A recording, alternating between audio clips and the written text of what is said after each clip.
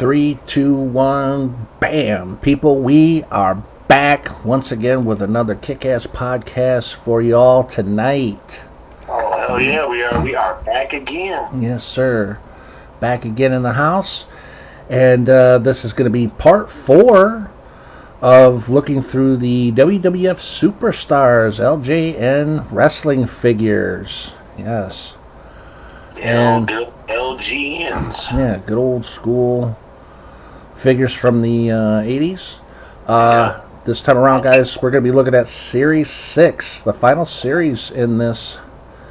And this will also be the final part of this LGN, looking through the wrestling figures and all that. So, LGN Series 6 actually came out in 1989.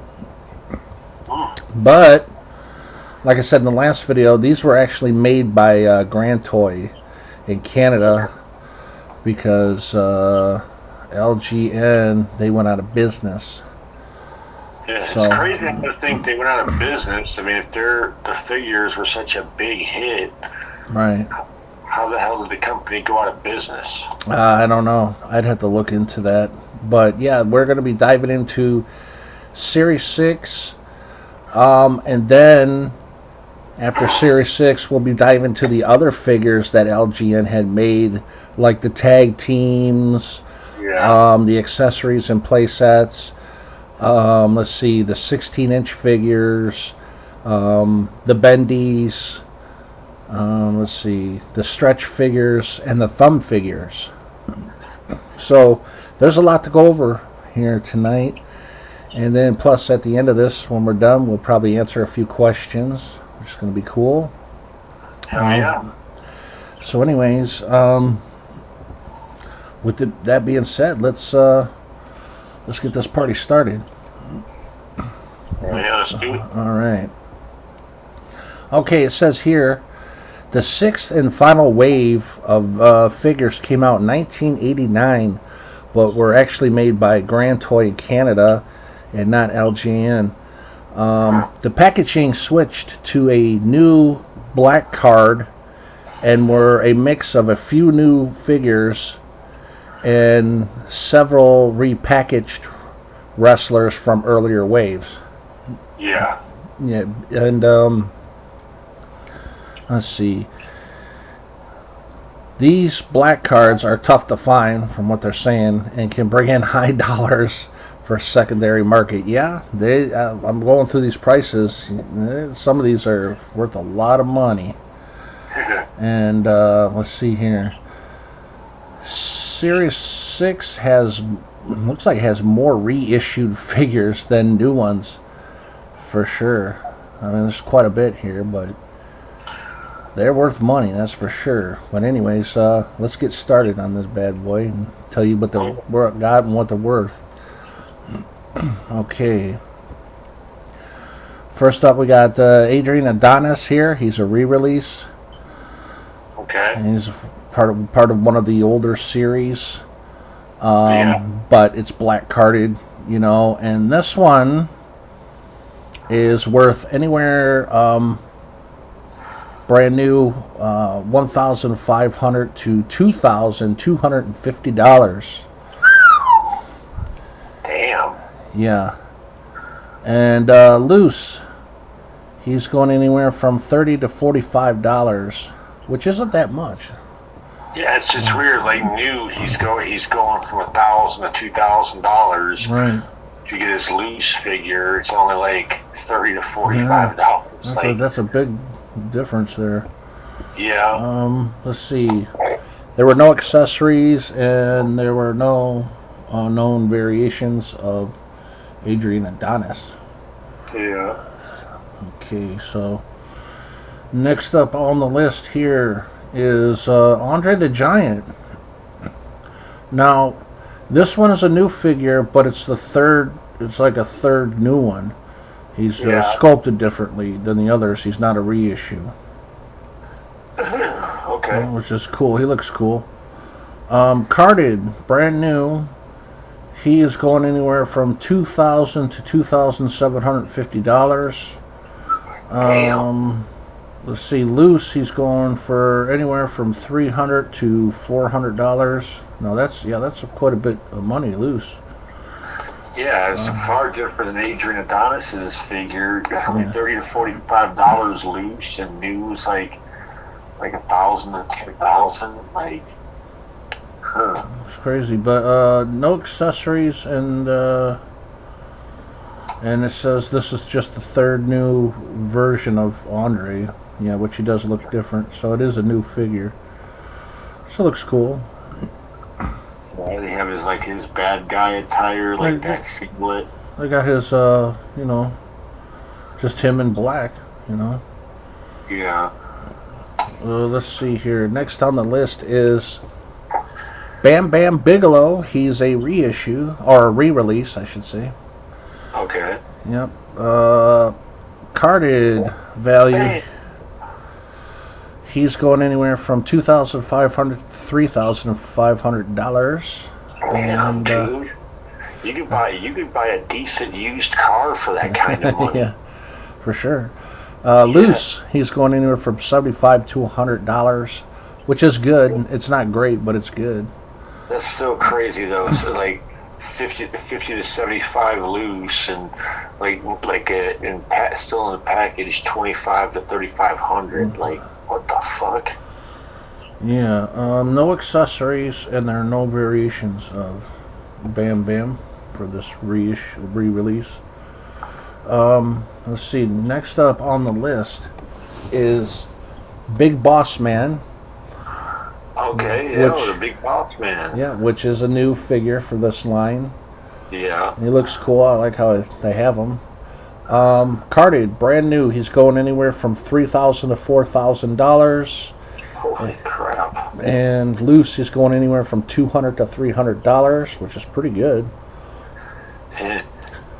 That's it. I'm building a time machine and going back in time, and I'm going to buy every damn Big Boss Man figure and bring it back to current time and be like, 2,000, 2,000, 2,000, 2,000. Yeah. No, he's worth $3,000 to $4,000 sealed. Yeah. Can you imagine going back and going to all those stores and buying every Big Boss Man figure? Well, I would just buy every single Series 6. Yeah, totally like clean house, buy boxes of them. Yeah. Bring it back and just be like 2,000, 3,000, 3,000. Just before you know it, you can become like a fucking millionaire just selling those figures. Yeah, the ones I would go after the most. Well, I'll let you know here in a minute, because some of these are worth really top dollar. But yeah, loose, he's anywhere from $200 to $300. Accessories, he gets his nightstick, and there are no known variations of the Big Boss Man. It's funny. It's funny they had his nightstick, but a lot of his figures, like his Hasbro figures, he came with the nightstick. But I noticed something. He never never gave him his handcuffs. Yeah.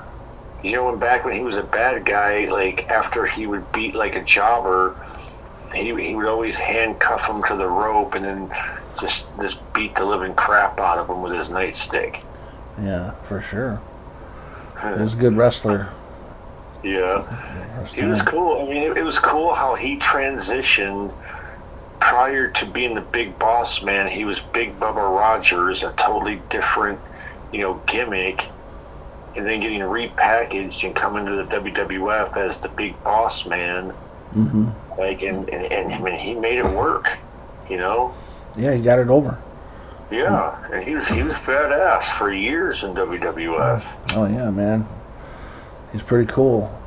Yeah. But let's see. I always liked his ring entrance music. If you ever take a trip down County Road. Right on. So, time. next on the list here, we got Big John Studd, who is a re-release. Old Big John Studd. Yes, sir. Big guy back in the day. Only wrestler that really could almost stand face to face with Andre. Right. Now let's see here. Carded, brand new. His figure is worth anywhere from $1,500 to $2,250. Damn. And loose, he's going anywhere from $20 to $35, which isn't that much. That's crazy. It's a big difference. It's crazy to think that, okay, if you have this figure still brand new in a package, so it's like pretty much saying the package is worth the money. Yeah, if you're sealed in that package, it's something about these black packages, I guess. Yeah, that's what I was, because it just sounds weird that how in the package it could be worth $2,500 to like $3,000, but then if you just have just the figure itself, it's only worth $20 to $30. Yeah, depending on what figure you get. Yeah, but because that's like the third figure now that you said loose is like such a high dollar being in the package, but being loose, it ain't worth nothing. Right, very low. It lets you know that it's the package that really is worth the money. Right. Well, plus it's new in the package. Yeah. Not used or anything, so that helps. Anything that's sealed is going to be worth more. Yeah. There are no accessories and no variations of Big John Studd. Yeah. I mean, Big John Studd in his whole career, he never really changed his look. Like, he always wore like the same. If you ever watch him back in the day, he always wore the same like ring attire, the white pants with the stars on them. Right. Yeah, for sure. It's weird to see a wrestler do that, like, because you always see like wrestlers change their outfits or change their deal, and Big John Studd, as far as I can remember, never really changed his look much. Yeah, true. So next up on the list, we got Bret the Hitman Hart, which is a re-release. Yeah. So he's a re-release from an older line, and this is going to trip you out. Brand new carded, the value goes from anywhere from $15,000 to $25,000, which is unbelievable. Okay, looks like I'm gonna go and try to figure out how to make a time travel. Yeah. Because get all the Bret Hart figures. Yeah, go back to when those figures first came out and just buy every single damn Bret Hart. Like, do you realize that if you were to buy like 5 of those, you could literally buy a home? Yeah. For 5 of those homes, if you get the full value. Yeah, if you get the full like 20,000, I mean, buy 5. You just go back and buy 5 figures. I mean, what would the figures cost back new? About like $5-6 bucks. Yeah, something like that. $6-7 maybe. $5-6. Yeah, I mean, imagine going back and buying like 10 of those figures, spending like $100. Yeah. You could live off that if you play your cards right. Yeah. Go back, come back to current day, sell them for like $20,000 a piece. Yeah. That's $200,000. Yeah. Well, he's worth $15,000 to $25,000. Yeah, but I'm saying if you buy 10, like, okay, anywhere from 8 to 10 figures, that's $200,000. Yeah. That's crazy, man. But fuck. Obviously, this one's going to be a mega hard one to find. I'd spend $100 to make $200,000 any day of the week. Oh yeah, anybody would. But loose, he's only going for like $100 to $140. So it's a big difference there. Yeah, it's like brand new is that's where brand new is where the money's at. Imagine probably why it's worth so much. I think because it's probably really hard to find. I mean, toys in the '80s are so hard to find. Like, right. Well, as time goes on, yeah. It's like you'd have to be a true toy collector to fucking keep figures still brand new in their package from the '80s. Right. As far as accessory goes, there's none, and there's no variants, but it does say this figure is considered a rare find for collectors. Yeah, because that probably means there ain't hardly any of them out there that's left. Right. Who knows, That's pretty wild, man. That's a good price, though. Shit. Oh, Bret the Hitman. It's funny how you watch his career progress throughout time, like starting off with being a tag team wrestler with Jim Neidhart and then splitting off and doing his solo run and becoming like the top dog at WWF. Right. Like back in the '80s, you really didn't think Bret Hart would have became that top star like he did. You just thought like, hey, he's just a tag team guy. Well, he wasn't just a tag team guy. They wrestled really well. Yeah, that's what I'm saying. Like, when you growing up in the '80s and watching Bret Hart and Jim Neidhart as the Hart Foundation, Yeah, they were pretty good. You always thought like they're a great team, but how well would one do without the other? Well, the same thing with the Rockers. Yeah.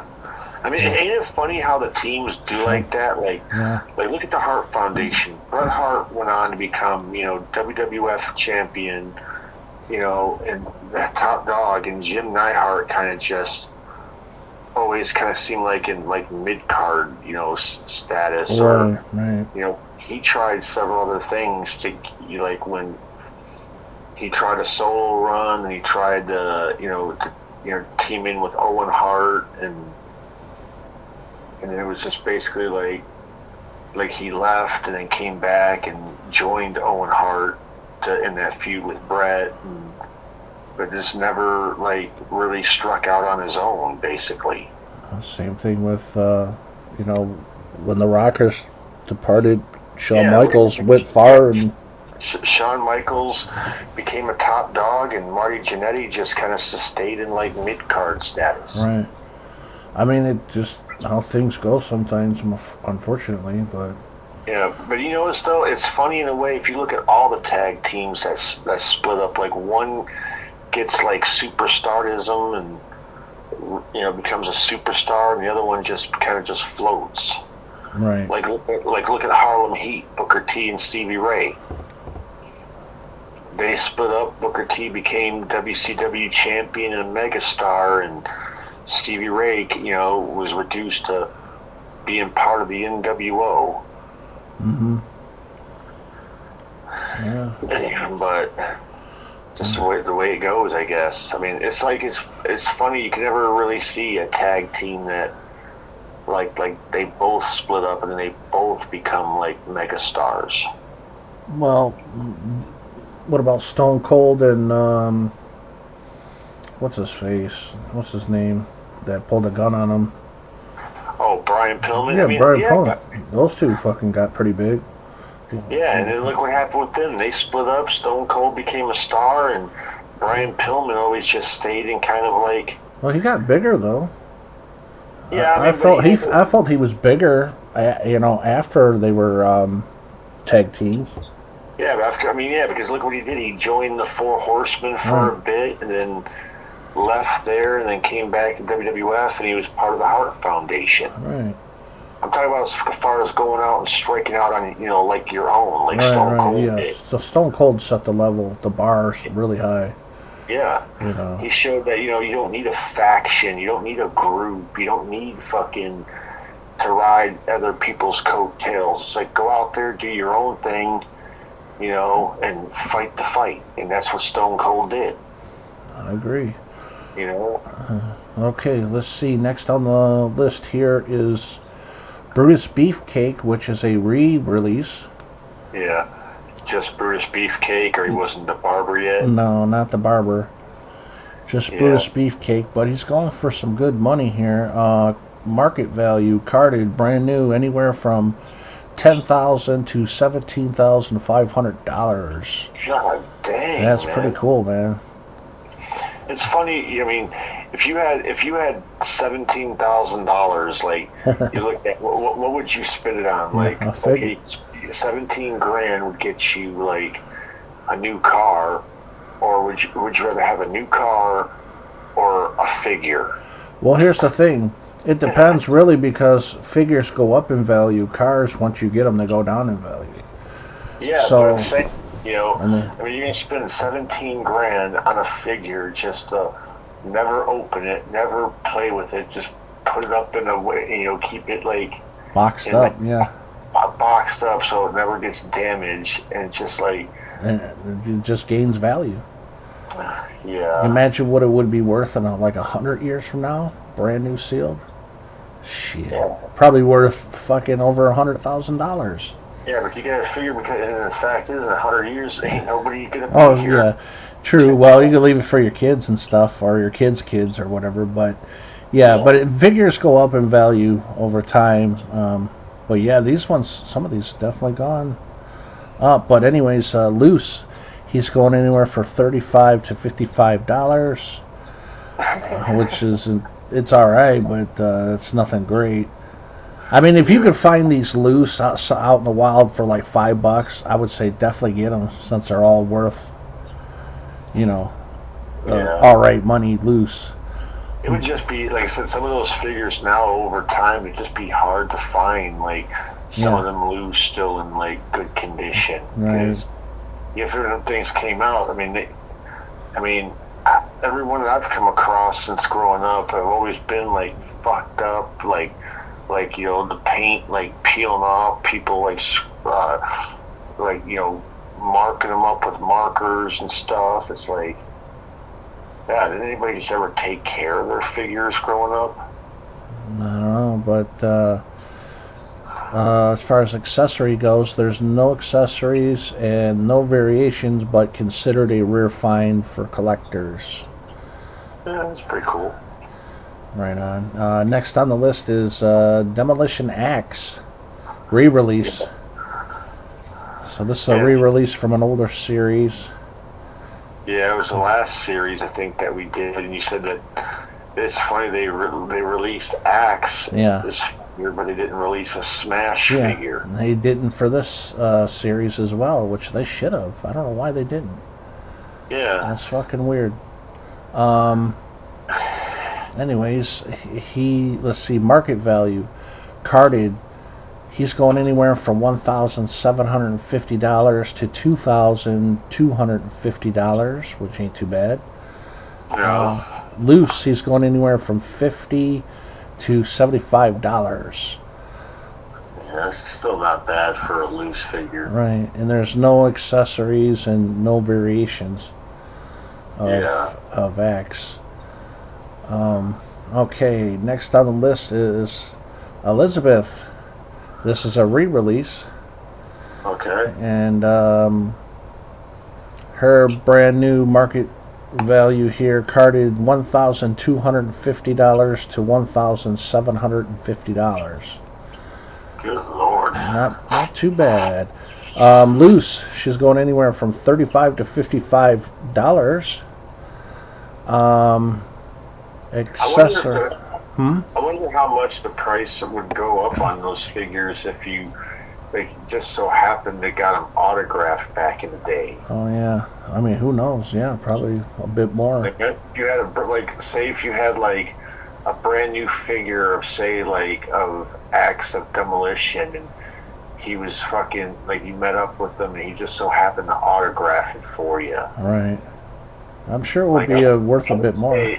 Yeah, I would say with the autograph, it'd probably be probably double of what they're bringing. Yeah.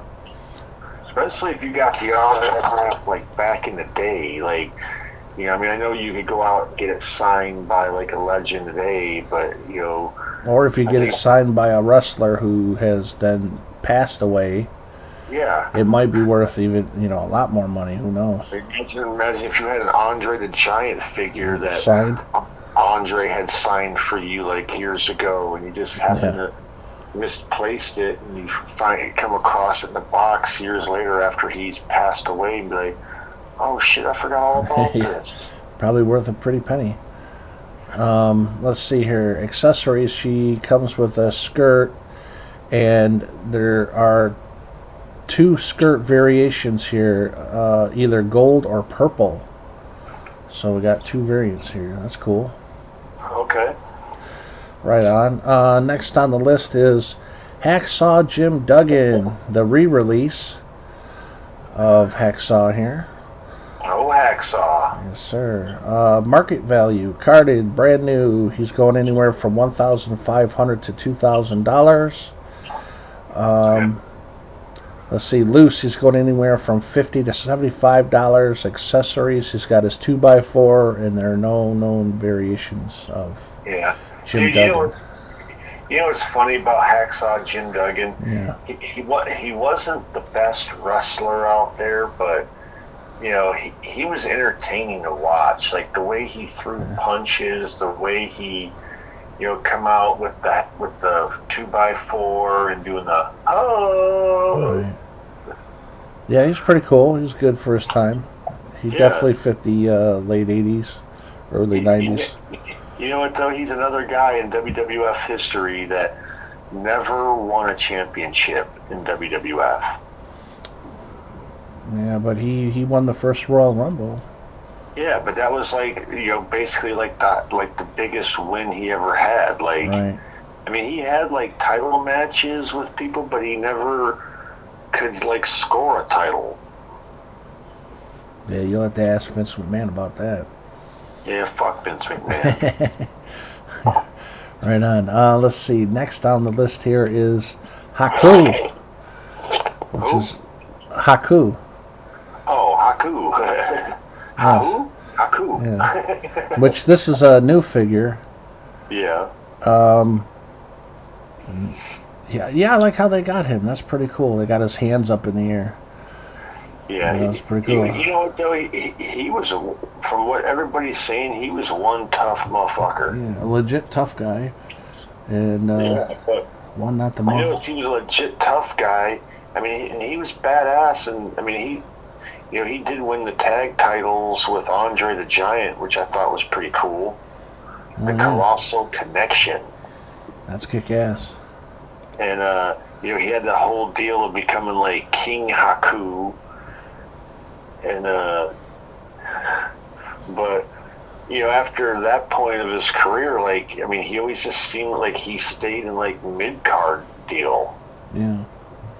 Like, I mean, he had that look and he had that, badassness that he could have been a bigger star. I mean, even when he went to WCW, when they repackaged him as Mean, like, he had that deal where he could have been a top fucking dude, but they never let him achieve that. That's what happens with some wrestlers, unfortunately. Yeah. But, I mean, I always respected and liked Haku. I thought he was, like, whoever got in the ring, I mean, you were in for a fight when you got in the ring with him. Oh, yeah, big time. So, anyways, his carded value here, brand new, going anywhere from $1,700 to $2,200. Oh. And loose, he's going anywhere from $300 to $400, which is pretty good for a loose figure. That's actually pretty good for a loose figure. Yeah, definitely. Yeah. If you ever see his figure loose, man, get up on it. Yeah, I don't think ever hardly in a long time have not run across no LJN figures like that. Right. Accessories, there are none, and there are no variants of Haku, unfortunately. That sucks. Yes, sir. Okay, next on the list is Honky Tonk Man. He's a re-release. Yeah. From I'm older. just a honky tonk man. I'm cool. I'm cocky. I'm like. His carded value, brand new, is worth anywhere from $1,500 to $2,250. Yeah. Not bad. Loose, he's going anywhere from $90 to $120. That's not too bad either. Oh, really? Accessories, he comes with a guitar. And yeah, got to come with the guitar, absolutely, man. you have to. And there are no known variations of Honky Tonk Man. Yeah. Honky Tonk Man without his guitar would be like Hacksaw Jim Duggan without his 2x4. Yeah, or Jake the Snake without the snake. Hey, yeah, exactly. Okay, next on the list is we got Hulk Hogan, red shirt, re-release. Oh, wow, the 100th Hulk Hogan figure. Yeah. I mean, they did. It's the same. I think it's the same release as for the Series 5 figures. It's just now on a black card, which is funny. But this one's worth some good money here. This brand new carded value here, he's worth anywhere from $2,800 to $3,800, which is not bad. And loose is going anywhere from $95 to $130, which ain't bad. No accessories, but he's got two variations here, like just like the last one. He's either wearing the red or the white outfit there. Yeah. I'm sure Hulk Hogan probably went to the careers like, can't nobody have more figures than me, brother. Yeah, I got to get my paycheck. Yeah, you from gotta, that, bro. I gotta. Oh, this guy's got 3 figures so far. Oh, make me 4 figures. Yeah, no shit. So yeah, that's for the red shirt re-release of Hulk Hogan. Next is his variant, which is Hulk Hogan white shirt re-release. And he's going anywhere from brand new carded $1,850 to $2,550. Yeah, which it's ain't funny too that bad. these figures came out in the late '80s. By the late '80s, Hulk was just strictly with the red and yellow Right. deal. And Except for the movie. In the movie, he had that white shirt. Yeah, and he had blue, and you talk about no holds barred. Right. Yeah, he did have the blue, type. But I'm talking about like in the mid to late '80s, Right. or like It was all about the yellow and red. Yeah, but I'm saying back in like the mid '80s, you seen them like change it up, like wear white tights or blue tights or Right. or whatever. But like I would say by '89, he was just basically about the yellow and red. Right. So yeah, brand new. Like I was saying, he was going from $1,850 to $2,550 loose, $75 to $100, and there were no known accessories. And like it says with the other one, as far as variations go, he's got either the red shirt or the white. So it's all good. Okay, let's see here. Next on the list is Jake the Snake Roberts re-release here. Yeah, the man that damn near killed Ricky the Dragon Steamboat, DDTing him on the fucking ground. Yeah, that sucks. Yeah, that sucked for him. Hey, he told Vince McMahon, he's like, if I drop him with a DDT on the floor, that will kill him. Yeah, or mess him up real bad. Damn near did. I mean, he said that Ricky Steamboat was legit fucking knocked out. I mean, he was. You could tell that how knocked out that he was. Like, I mean, Jake had to totally pick him up and put him in the fucking back in the ring and shit. Yeah, he was out for real. Yeah, I just don't agree with how Jake even fucked with him while he was out putting the snake like right in his face and shit. Yeah, it's fucked up. Like, it's like, come on, the dude got knocked the fuck out. You don't even know what you're doing. Like, what's the point is putting the snake all out for? Entertainment, man. Yeah, it's fucked up, though. Let's see here. Brand new carded. His value is anywhere from $7,500 to $10,000. Nice. That's pretty good. Loose is anywhere from $100 to $140. That's not bad. Not bad. Accessories, he comes with the snake, and there were no known variations of Jake the Snake. Yeah. Yes, he came with the snake, but he never came with the bag. Right. Because that's how most time you would see the snake, be in the bag and him bring it out after he's got an opponent knocked out. Right. Good old Jake the Snake. So let's see here. Next on the list is Macho Man Randy Savage re-release. Oh yeah. Yes, sir. Snap to a Slim Jim. He made a lot of money with that Slim Jim commercials, man. He's still making money, dude. Cause I went to a store the other day and seen the Slim Jim display. They had Macho Man's, Slim Jim yeah, displays and shit. They showed him in the pose with the Slim Jim hat and stuff. Like, snap into a Slim Jim. Oh yeah. That's pretty cool. Wait a minute. How are they still doing that with Macho Man being dead now? I don't know. Unless his family, signed off on that, got a deal to keep showing his. Right. You never know. Showing him, but yeah, the Slim Jim did a good thing. Yeah. Even though I never really ate a Slim Jim, damn thing's too spicy for my taste. Non-spicy ones. Yeah. But anyways, his carded value is going anywhere from $2,000 to $2,750, which is not too bad. Loose anywhere from $50 to $75. There were no accessories and no variations of Macho Man Randy Savage. Yeah. It's funny, he later went on to become the Macho King Randy Savage. Yes, he did. And then at some point went into WCW. Yeah.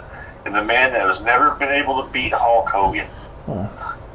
It don't work for Hogan. Yeah. It sucks, though. I mean, if you think about the history, and you go back and you watch all the matches between Hulk Hogan and the Macho Man, no matter if it was WWF or WCW, every match was Hulk Hogan getting the 1, 2, 3. Mm-hmm. Never once did Hulk Hogan ever do the job for the Macho Man. Hulk Hogan doesn't really do jobs for pretty much anyone. Yeah, I mean, but you would think, I mean, the bond that him and Macho Man had, you would have thought, like, oh, okay, brother, you put me over several times. Let me go ahead and put you over for once. Plus, Macho Man was a far better wrestler than fucking Hulk Hogan was. Yeah. But for whatever reason, Hogan, I got to stay on top, Yeah. Even the last 2 reigns as WCW champion for the Macho Man lasted 1 day.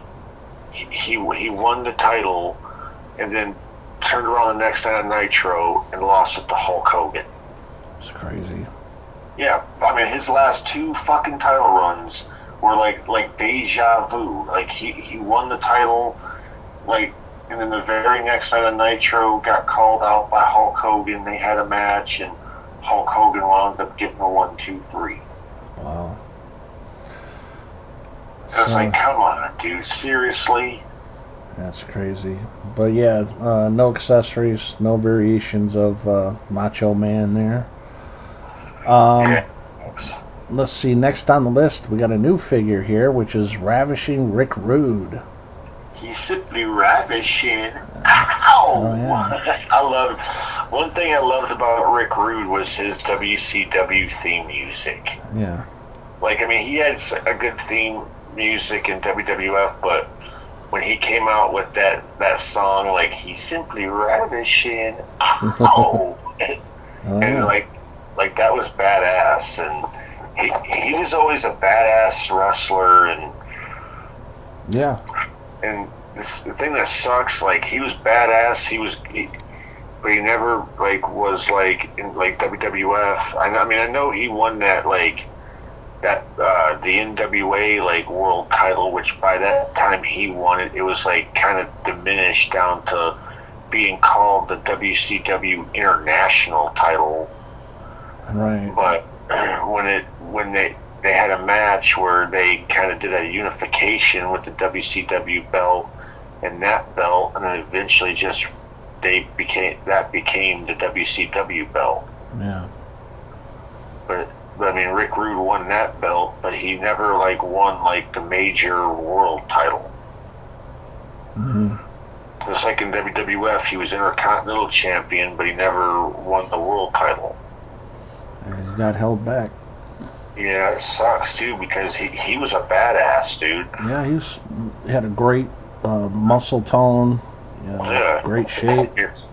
Some of the feuds he had in WWF were badass, like his matches with the Ultimate Warrior, and his feud with Jake the Snake Roberts. Oh yeah. The funny time when Jake stripped him in the middle of the ring, and Rick had to run to the back in his damn underdrawers. Yeah. So remember Rick Rude made those tights with his wife's face on it. Yeah. And he's like, you show those tights again, I'm ripping them off for you. And he did. He ran out to that ring get my fucking wife's picture. Oh yeah. Body, motherfucker. That ain't happening. Yes, indeed. So, anyways, his market value carded, he's going anywhere from $1,500 to $2,250, and loose, he's going anywhere from $200 to $300, which is pretty good. Yeah. And I will say this whole series of figures, once again, I didn't own any of these figures, but like the wrestlers most of the wrestlers that's coming out in this series, I had like a lot of their Hasbro figures. Like I had Rick Rude's Hasbro, Demolition Axe's Hasbro, Hacksaw Jim Duggan. That's cool. You know, but I didn't have their LJN figures. Mm-hmm. Kind of sucks. Yeah. Then it says no accessories, and there were no known variations of Ravishing Rick Rude. Yeah. Right on. Next on the list is Ted DiBiase re-release. The $1 Million Man. Yes. Good old Ted. Brand new carded. His value is anywhere from $1,200 to $1,700. Let's see, loose anywhere from $50 to $75. There were no accessories, and there were no variations of him. Just a re-release. Yeah, they should have. I said, you know, he should have came with like a thing of $100 bills. So, like how he used to do, stuff the $100 bills into people's mouth. Yeah. He should have, but not this one. Okay, so we got two more left, and they're new ones here. All right. Next on this list is the Ultimate Warrior new figure. Oh yeah, you gotta have a figure of him. By now, by '89, you better have a figure of the Ultimate Warrior, because he was pretty big, back then. Yeah, by '89, he was, we figure that's when he became Intercontinental Champion, when he came out and destroyed the Honky Tonk Man. Yeah. Give me somebody out here to wrestle. I don't care who it is. Yeah. Don't say that, my man. Don't say that. Ding, ding, ding, ding, ding. Yeah. Comes out there and just destroys him. Big time. But in '88, by the way, that when he came out and destroyed Honky Tonk Man. Yeah, old school, man. I love it. '89, that was when him and Rick Rude were feuding. Okay, cool. Yeah. Two powerful guys for sure. Market value carded. Wow, this one's going for anywhere from $15,000 to $25,000. Wow. This is wild, man. That's some money. I think why it's probably worth so much, because I think that's the first figure of the Ultimate Warrior. Yeah, that could be, yeah. And even loose. I mean, listen to this. Loose. He's going anywhere from $350 to $450. Wow. That's pretty good. Yeah, so everybody out there, if you got a loose figure of the Ultimate Warrior, stashed away somewhere, you got you a couple $100 there, buddy. And if you got it sealed, you're looking at thousands. You're probably you could sell that figure and probably earn basically almost like a year's paycheck. Yeah, no shit. So he comes with no accessories, and there are no known variations of the Ultimate Warrior. But man, yeah, he's going for a lot of money, brand new carded. I wonder how well he would have done in WWF if they would have kept him labeled the Dingo Warrior like he did when he wrestled. Nah, man, no. I don't think that would have lasted. It's a stupid fucking name. Okay, so this is it, guys. We got one more left on the list of Series 6. LJN WWF Superstars. And then we're going to get into the other figures that they had made. And so, last on the list, this is it. Warlord. New figure here. Oh, shit, the Warlord. Yeah, that's a big dude. Hell yeah, he was. Yep. Let's see. Market value carded, brand new. He's going anywhere from $2,500 to $3,500, which is pretty good. And loose, anywhere from $250 to $350, which is pretty good. There were no accessories and no known variations, but I like how they have this figure. Yeah, it's fine to make a figure of him, but don't make a figure of the Barbarian. Yeah. The powers of pain. Yeah.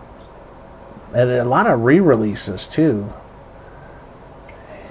It's just pretty something. You got a few new ones on the list. Like yeah, you got Warrior, the Warlord, Haku. Yeah, an Ultimate Warrior. Yeah. But yeah, most of these are re-releases. But man, this whole fucking series is worth a lot of money altogether, man. Yeah. That's crazy. Probably if you put the whole set together, you probably had a couple $100,000 worth of just figures alone. Well, yeah. I mean, just with the Bret Hart and let's see, Bret Hart. And Ultimate Warrior is $50,000 right there for the full value. And then you got fucking Brutus Beefcake, who's worth $17,500 full value. So that's almost $70,000 just in 3 figures. Yeah, and then I think you probably got about $100,000 worth of figures, give or take.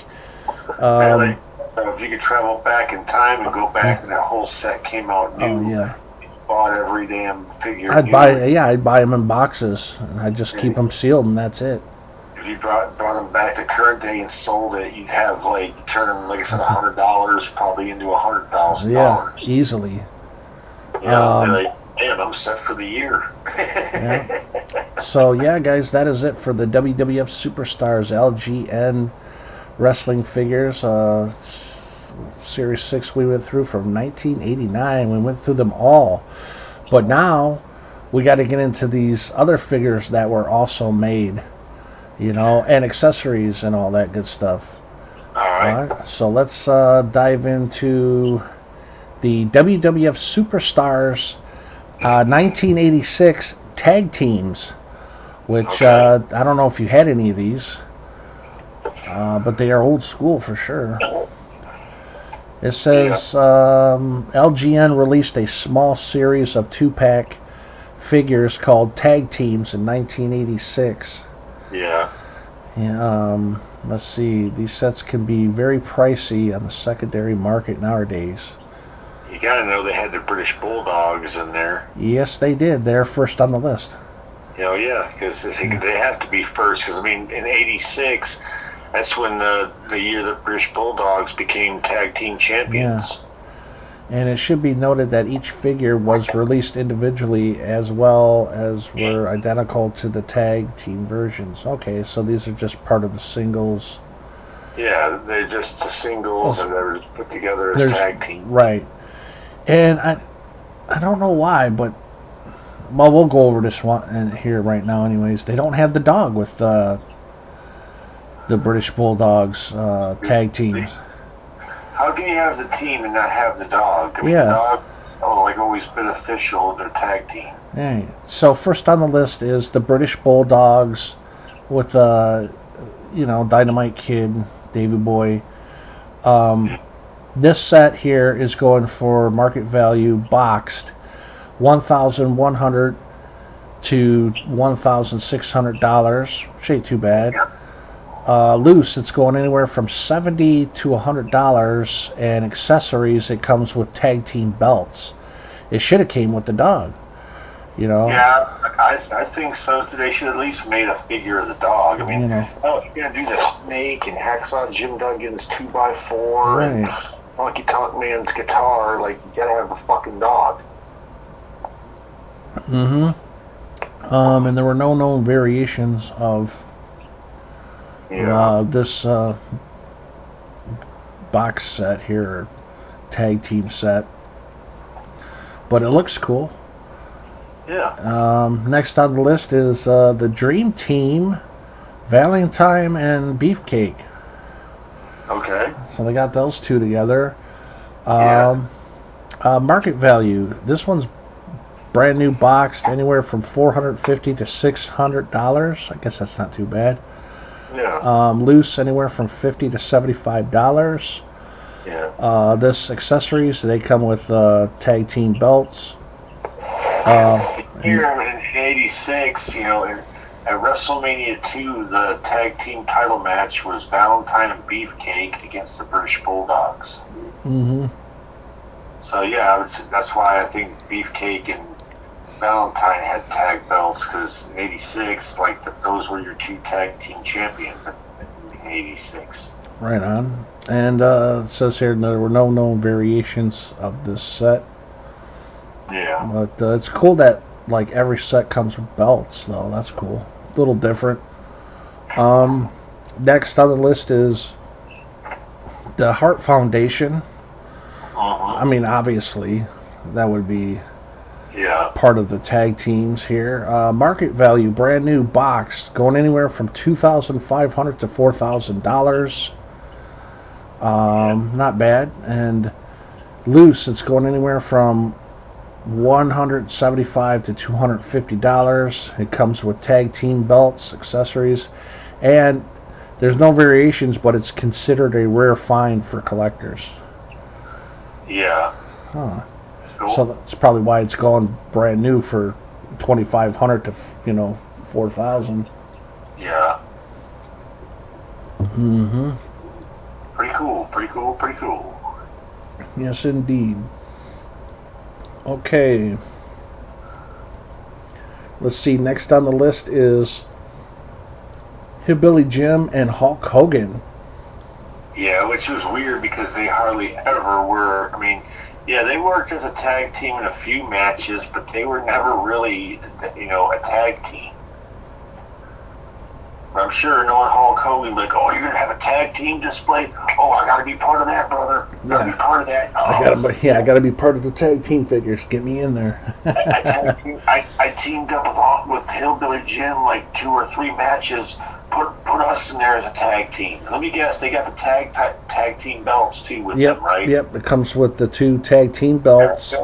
Yeah, that fucks up that whole thing right there, because Hulk Hogan and Hillbilly Jim never were tag team champions. The belts come in every package, though, for the tag teams. I mean, I can understand with the Bulldogs, Valentine and Beefcake, and our Foundation, because those teams were tag team champions. Yeah. But Hillbilly Jim and Hulk Hogan were not a fucking tag team. I mean, they tag teamed in a couple of matches, but they never were a full-on tag team. Right.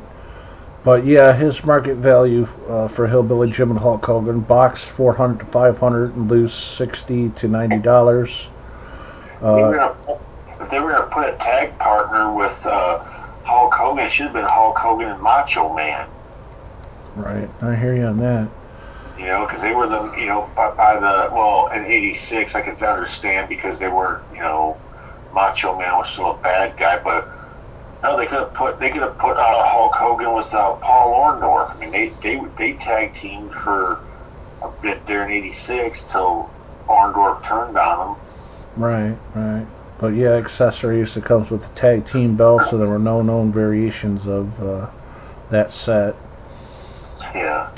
Next on the list, which I figured they would do this, is Iron Sheik and Nikolai.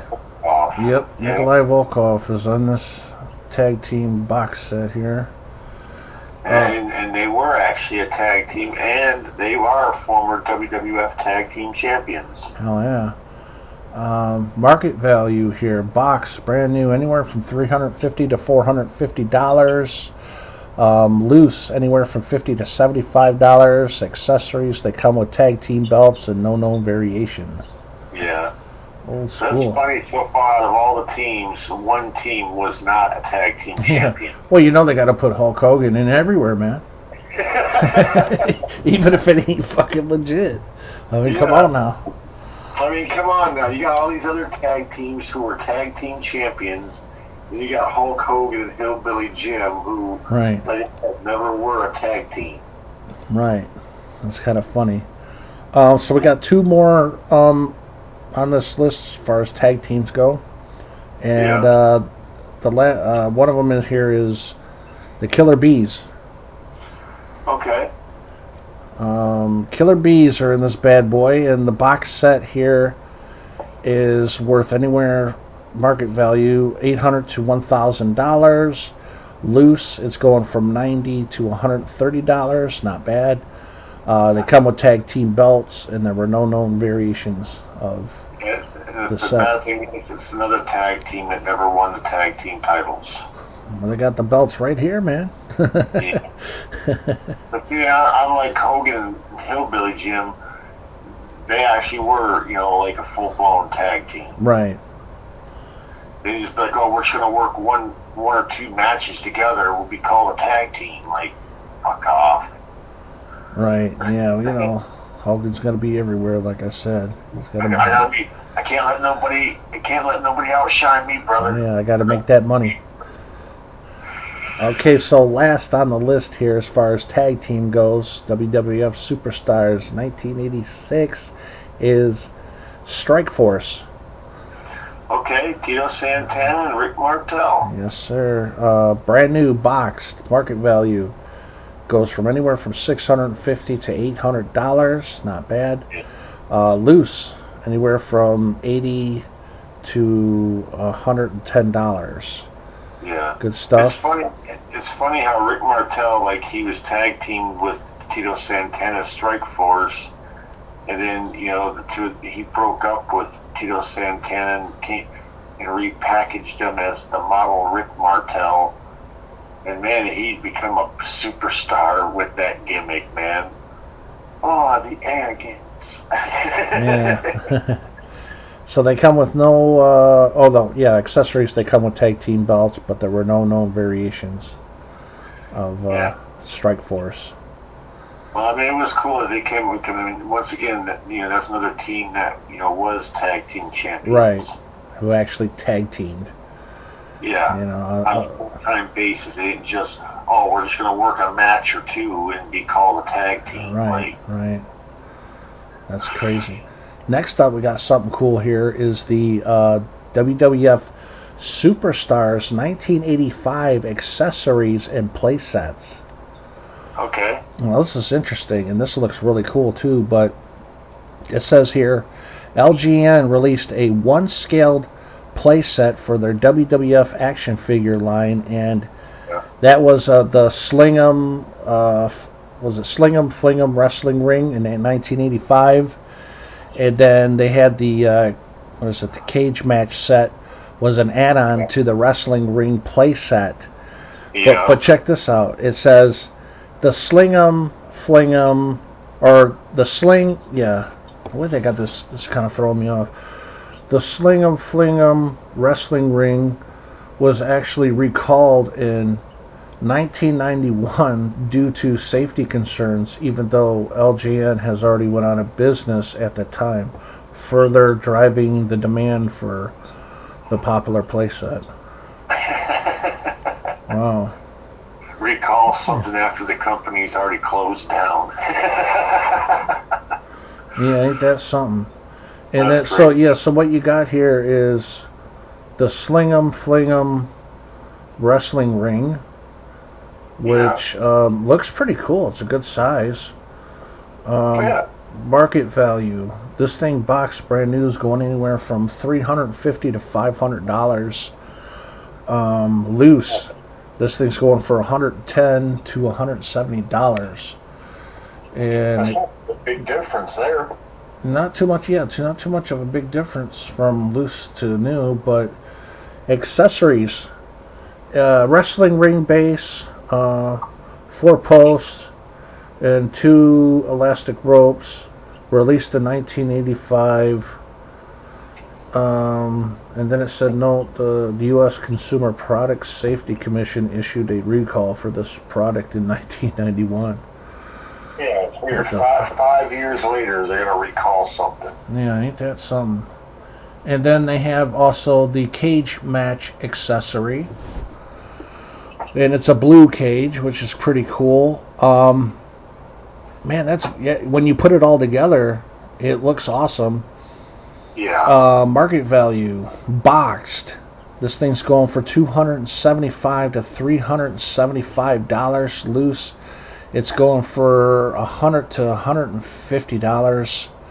Accessories, comes with the 4 cage walls, 2 plain and 2 with the doors. Released in '85. It says, note, this accessory was an add-on to the Sling 'em Fling 'em wrestling ring and only contained the cage walls.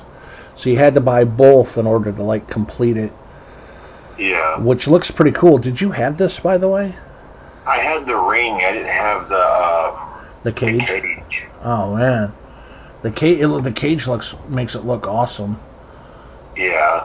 I remember the cage. I just never got it for some reason. I had the ring and that stuff. And I remember the fucking ropes and ring posts. Always had a hard time keeping them things pinned in because the rope always would fall in. Oh yeah. But it was cool though, man. It was because they were such big ass figures. They had to have it was a big ass ring. Right. When they came out with the Hasbro figures, you got a really smaller ring because the figures were so much smaller. Right. But, yeah. It was pretty cool. Yeah, it looks cool. And another accessory they have here is the WrestleMania Championship belt. Did you have that? Which one? It just says WrestleMania Championship belt. Let you be the champ of your neighborhood. It says heavyweight wrestling champion, world heavyweight wrestling champion. Oh, it was for a kid, or yeah, was it for the you just put on a kid. Oh, yeah, I had not the WrestleMania. I mean, but they did come out with back in the '80s, the replica championship belts. They had the WWF title and the tag team titles. And yeah, this was the WrestleMania, replica championship belt that you put around a kid. Yeah. I had some of those replica. I think I had the WWF title, and I think I had a tag team title. Oh, right on. One time like that. Those are pretty cool. Yes, sir. See, market value for this one boxed, it's going for anywhere from $750 to $1,000. Damn. And loose, it's going for anywhere from $150 to $250. That's not bad at all. So yeah, that covers the accessories and play sets. Yes, and sir. Now we're going to get into the WWF 1985 16-inch figures, which there was only 2 of them. Okay. It says LJN only released 2 figures in their 16-inch format, and they were the most popular wrestlers of the time, one of them being... I guarantee it's all going to be Hulk Hogan. Yep, I was just about to say that. Hulk Hogan is the first one on the list here. Yeah. 16-inch figures, which he actually looks pretty cool. Yeah. He's got a big... he's got that big belt around him. Let's see here. This 16-inch figure is going for Hulk Hogan. Market value, box, brand new, $425 to $600. Loose, he's going for anywhere from $100 to $150. Not bad. Accessories, he comes with a wrestling ring base. Oh, okay. I guess well, that's cool. 4-post, 2 elastic ropes, released in 1989. That is really cool. Wait a minute. It says here, what the fuck? It says, no, the U.S. Consumer Product Safety Commission issued a recall for this product in 1991. What the fuck for? Probably the same thing about the ring, saying that the elastic ropes? Yeah. Yeah, shit. That's funny they're recalling. They were made in '85. And they're recalled in 91. Recalled it 6 years later. Maybe kids were using them for slingshots and shit and hitting other kids in the eyes, maybe, or something like that. I have no idea. That is trippy. But the second 16-inch figure here on the list is Rowdy Piper. Oh yeah, the rowdy one. Yes, sir. Looks pretty cool.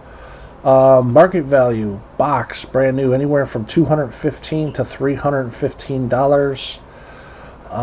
Loose anywhere from $75 to $100.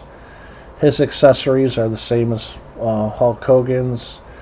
Released in '85, and he is also U.S. Consumer Product Safety Commission issued a recall for this product in 1991. Funny, man. That is hilarious. That's funny how they're, like I said, they're recalling all this shit years later. Like, yeah, that's trippy, man. But what can you do? So that is it for the 16-inch figures. yeah. Now we're going to jump into the bendies, which is pretty cool.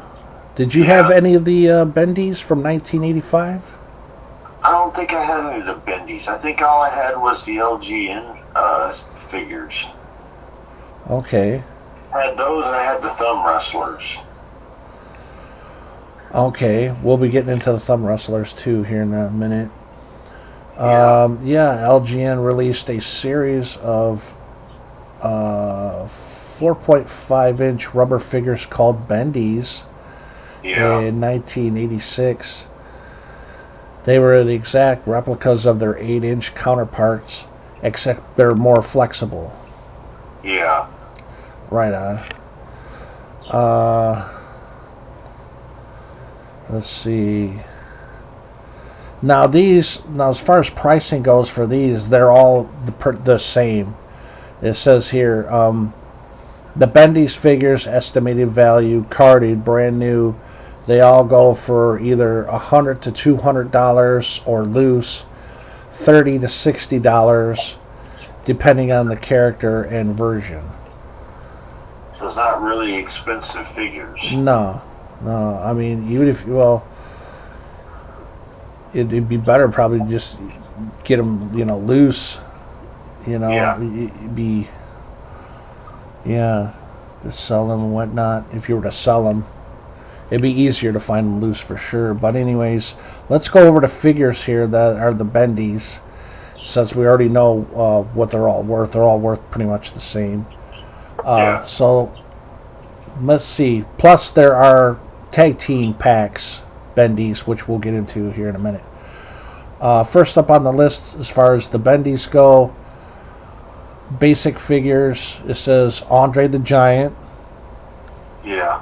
We had Big John Studd. Okay. Bobby Heenan.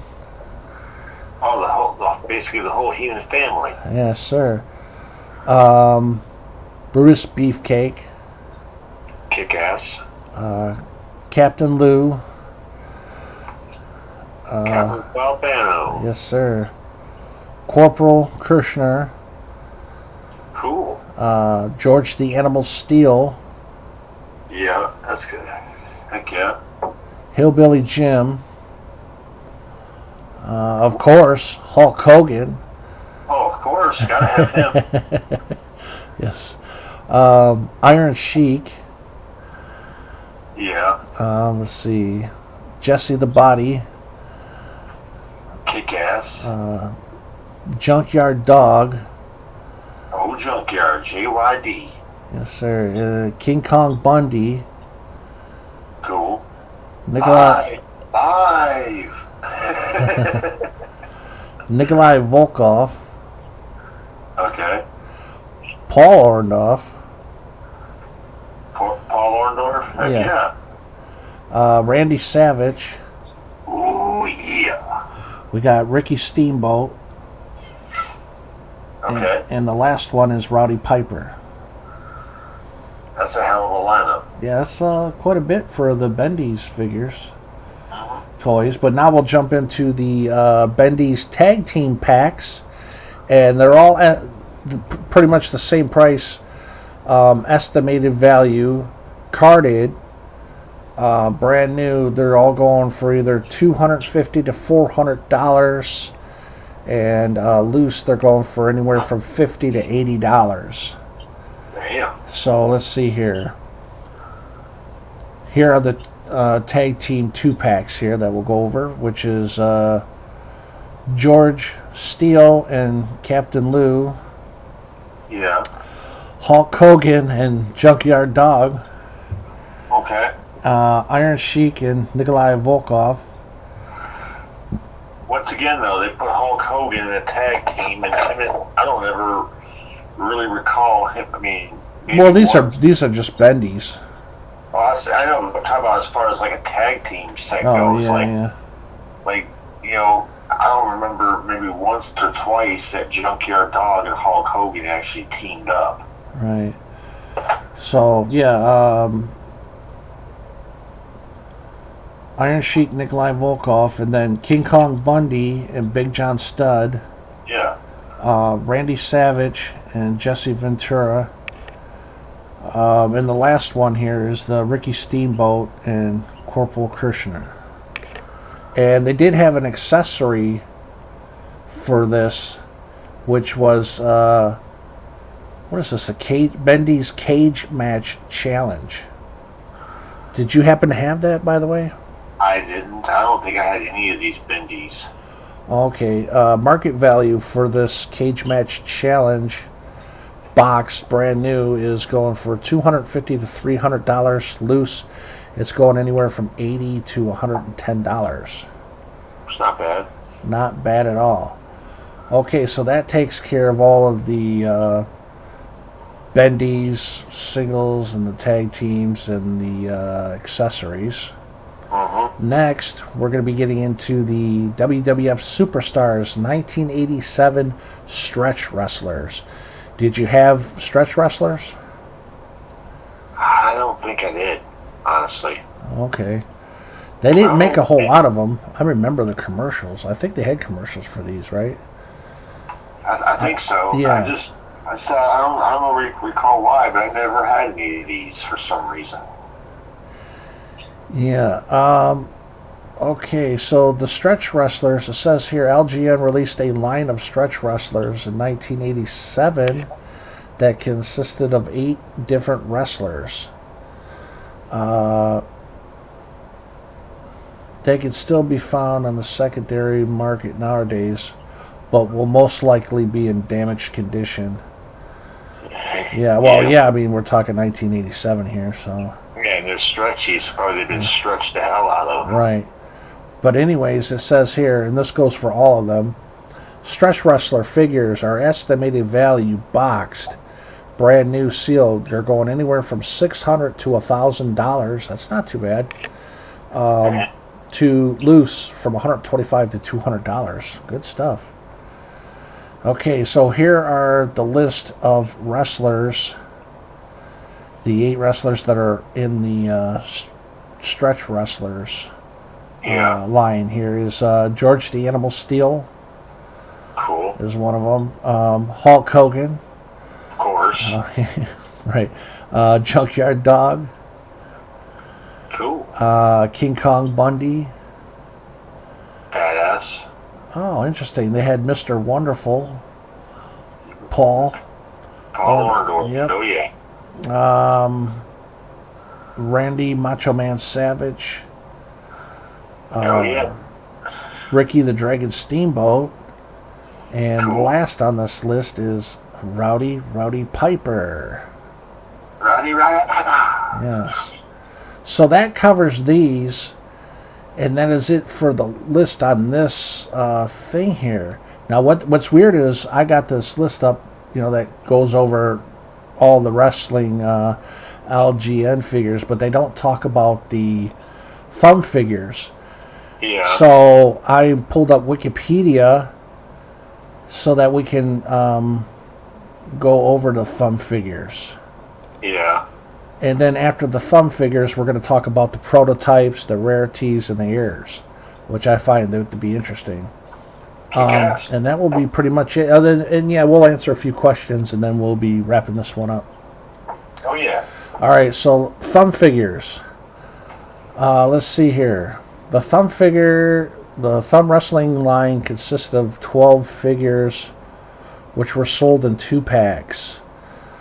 It says Jake Roberts and King Kong Bundy were produced in very small quantities in comparison to the others.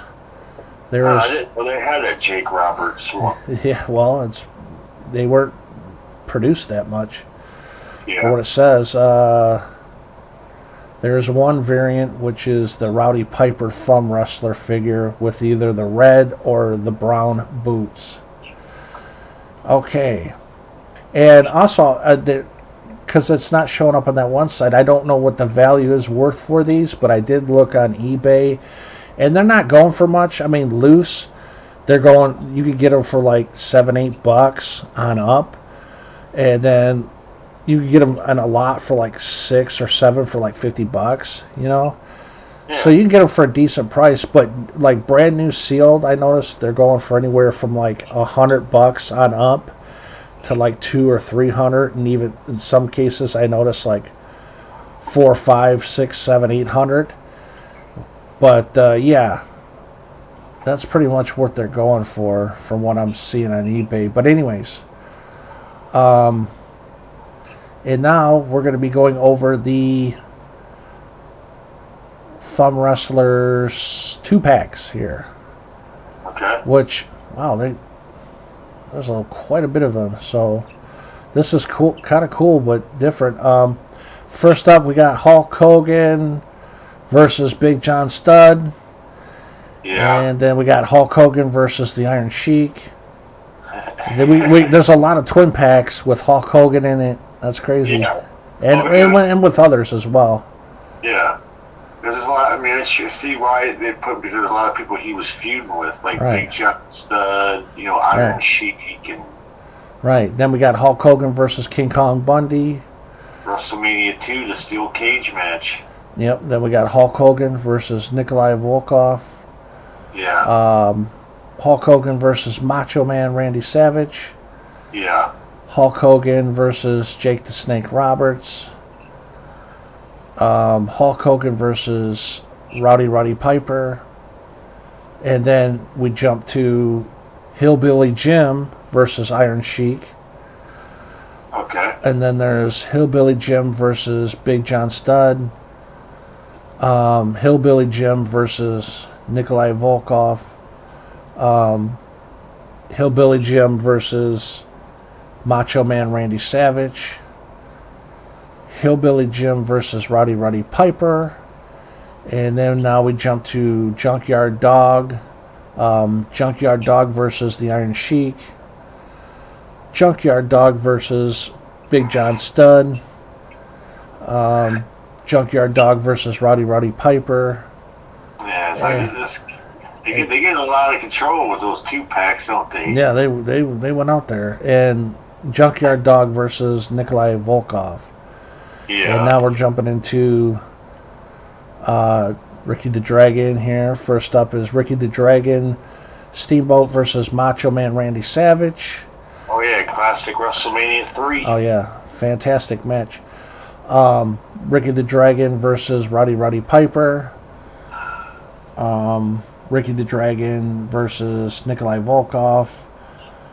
And Ricky the Dragon versus Jake the Snake Roberts, which we were just talking about a match with them where he got knocked out. Yeah, where he DDT'd him on the floor. Yeah. And then the last three here is with Mr. Wonderful here. Mr. Wonderful versus Big John Studd. Yeah. Mr. Wonderful versus King Kong Bundy. Which they actually, I remember they had a match on Saturday night's main event where Andre the Giant was at ringside and Paul Orndorff was against the corner, and Andre actually grabbed his tights and kept him held in the corner while Bundy avalanched him. Oh, damn. And wound up actually beating Paul Orndorff. Oh, kick ass. And I'll be shocked because it's like one of the very few times you get to see Bundy get the 1, 2, 3 over a top guy. right. And the last one here is Mr. Wonderful versus Rowdy Piper. Yeah. So there you have it, man. That's pretty much all the wrestlers that we went through that they had, that LJN had put out over the years, and we went over. But now there's one more thing I I wanted to go over, which was the prototypes. It says rarities and errors. Damn. Here, so we'll take a look at some of the stuff. It says various different prototypes were photographed in various LJN advertising and packaging, such as Adrian Adonis with scarves, Ricky Steamboat with red trunks, Tito Santana with an entirely different mold. Wow. That's crazy. Let's see. Hillbilly Jim with a black undershirt. Jimmy Hart with a pink megaphone. Pink megaphone. Yeah. Kabbalah with an alternate paint job. And this says here, yeah, Kamala has an alternate paint job, which I think is a rare one, from what I can remember. I know there's a Kamala figure out there that's really fucking rare. That might be the one. I'm not sure though. Let's see here. Would sound about right. All right, Coco Beware with light blue tights. Haku as King Haku. And what do we got here? Rick Rude with green tights, among others. Yeah, that's the thing about Rick Rude. He never really wore the same tights. Every tights that he wore was always like some kind of different like paint job on them. Right. That's interesting. And it says, as far as the Bendy series, there's documented issues with LGN toy catalog for retailers for the year of 1987. They show prototype Bendies for like Tito Santana, Magnificent Morocco, Bruno Sammartino, and Terry Funk. But it says there have never been any documenting showings of anyone possessing these figures. Wow. Yeah, I had no idea about that. Let's see here. It says photographed prototype versions of George Steele with painted on his chest hair, as well as a Roddy Piper figure with a Panther shirt, are rumored to have actually been produced. Interesting. I had no idea about that either. Yeah. I mean, he did in his earlier years wore before he started wearing the Hot Rod shirt, he always wore like a shirt with like a panther on it. Oh, okay. Yeah. That's interesting. It's interesting how far, like toys, like some of them never get fully made, or they come close to, being fully produced, but for whatever reason it doesn't end up happening. Yeah. That's interesting. Oh, here, let's see. An 8-inch Sergeant Slaughter figure was made by LGN. He had it says here, Slaughter had a contract dispute with WWF over merchandising and left the company. The figure was never released to stores and was instead purchased by Hasbro. Hasbro then made an 8-inch Sarge figure available as a mail order tie-in with the G.I. Joe action figure line, which that's kick-ass. Yeah, I remember having Sergeant Slaughter's G.I. Joe figure. Yeah, so did I. Yeah. I remember losing my figure at my grandma's house years ago. They lived in a house that had like this old fancy like laundry chute.